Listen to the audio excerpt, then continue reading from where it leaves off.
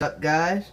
What you're looking at right here is another new tank with more new fish in it. So let's get into it. I was at my GPASI fall auction yesterday and picked up 5 of the Paleatus Corys, Cory catfish from my local Cory breeder, and that is Eric Bodrock. I told you guys I got a albino blue eye, or somebody told me it was just blue eye, not albino. It was like a weird strain.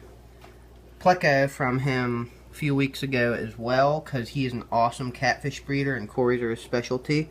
This is one of his trophy spawning groups of Paleatus, but he's more moving into the really rare species now, so he was trying to get rid of these. So I got them for $10 from him, and I'm sorry if I sound weird. I'm still getting over my cold. And there's that one. Oh, just missed it. One was eating some of the hornwort up there. And yes, there is more hornwort in here, because for once I'm growing plants in my riffle tank, or just growing plants period, and the hornwort in my riffle tank was getting so big I had to trim some, so I figured, hey, it works as a pretty good ammonia sponge, so why not put it in here, and I think it just looks good. So this is really just looks like a breeding tank to me now, guys, and I'm really happy about that, because with my fish room, I am calling this my fish room now because it has 4 of my 6 main tanks, and it's soon to have at least 7 or 8 of them, because you're going to see what I mean here in a minute. But yeah, I'm calling this my fish room, so yeah, really happy with it now. And one thing that was a nice surprise was 3 of the 3 males, so all 3 males, I guess, because I got 3 males, 2 females. They're all big, plump adults. All 3 males have the longfin gene, you can see there, so I might get some mixed fry, and a lot of Paleatus carry the albino gene, so I might get all kind of strains of fry from these guys. Yeah, awesome fish. These are Corys actually let me take good photos and videos, unlike my Aeneas's. But yeah, sad thing that happened in my 75 gallon, as I was taking my last species info, or not my species info, my contest video for any fish guys, as I was taking that of my bullhead, I didn't want to point out in the video because it would have been sad, but I had an ick outbreak, and shortly after I had an internal parasite outbreak. It's pretty much cleared up by now, nothing too bad, nobody stopped eating, no deaths or fatalities, but sadly, the sponge filters got infected, so I'm going to have to wait at least 10 to 14 days before I feel like it's safe to use those cycled sponges to set up more tanks. So, sad news, I can't breed these guys because I don't have a fry tank ready for them for at least 2 weeks or so. But yes, I will be breeding them as soon as I can set up a fry tank when those sponge filters are all healthy again. So, let's get into that real quick. I'm going to take you guys to the floor and show you 2 other things I got at the auction. And here they are. Got another 2 tanks, guys. Surprise there. Not. Really cheap too. The one in the front with the GPASI food in it is a 5.5 gallon, so that's 16 inches by 8 inches by 10 inches. And that one in the back there is a 10 gallon.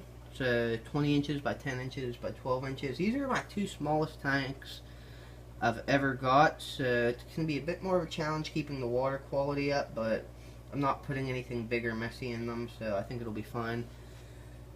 I haven't decided which one for sure yet, but I'm about 90% sure I'm going to use that 10 gallon for Cory fry. Definitely using one of them for fry, but I just can't decide which. Probably the 10, because water won't get fouled as quick, and I can hold fry in there to a bigger size. And then the 5 gallon, I just kind of went crazy getting tanks. I would have got a lot more, but I had somebody there limiting my money, sadly, so yeah, they had a 90 gallon that went for like $85, and I was so tempted to get it. Stand, hood, everything, even filters. Not new, but it was in pretty good condition. But I don't have space for that, which is the only reason I didn't go for it. Otherwise, it'd probably be a trout tank set up in my living room now. But anyway, back to the 5.5 gallon. If you guys have any ideas for what to put in it, please suggest them. I know I said I want to focus more on breeding in my fish room, but There's not a lot of stuff to breed in the 5.5 gallon, especially since I'm not going to set up another fry tank for at least a little while, so maybe like guppies, but I don't even know if that's big enough for guppies. I don't keep many live bearers, just a sailfin molly, but I am very interested in them, so if you guys have any advice about them, please let me know. Another option I considered was a betta, just because bettas are cool. I've wanted one for a while, but I haven't really got around to setting up a tank that'd make it real natural, like put oak leaves in it. Because no, you don't need almond leaves to lower pH. Oak leaves do the same thing, like Christmas and Java moss, all kind of like a real natural aquascape, or maybe like chili raspberries. I think that would just make a good size for a planted nano tank. So yeah, I'm rambling now because I'm trying to think of things to talk about. Yeah, I got some GPASI food in here, also from Eric Bodrock. He was selling that there. This was like $10 for a 4-ounce bag, which is pretty good. This is gel food. This is the meat pie kind, which is carnivore gel. So yeah, I've heard good reviews about this stuff. It was a little pricey. I honestly can't say if it was pricey actually, because I don't know how quality the food is yet. I'm going to make that for my Corys. Hopefully I can get that to condition them to breed once I'm ready. And also I've heard it's just a good food. Maybe try that for my bullhead too, because he's more of a carnivorous catfish. But yeah, let's go back to the Corys. You know, look at the floor the entire time. And this video is already at 6.5 minutes, so I'm going to wrap it up here pretty soon. But yeah, these Corys, I'm definitely breeding them. Nothing's going to stop me from that.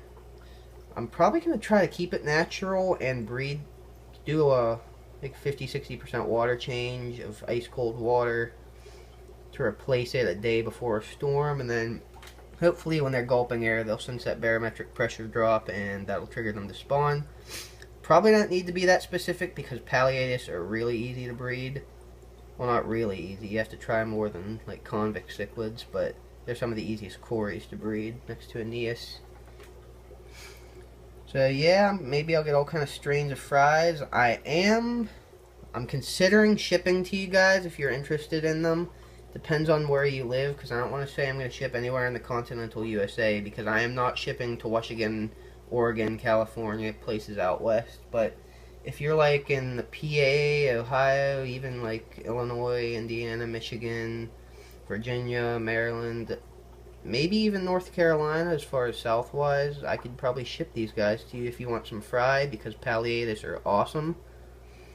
And Corys are awesome in general. I am going to be breeding more Corys after these guys once I get good at it. Probably my next attempt would be stir-bays. But I am limited on space in my fish room because, one, it's my dining room and it still has to be able to hold 6 people on a holiday. Not other than that, though. It's just me in here, and it's on the first floor, so I don't want this to collapse into my 6-month-old car and the car we just finished paying off. So yeah, can I wrap it up now? Yeah, I will see you guys next video.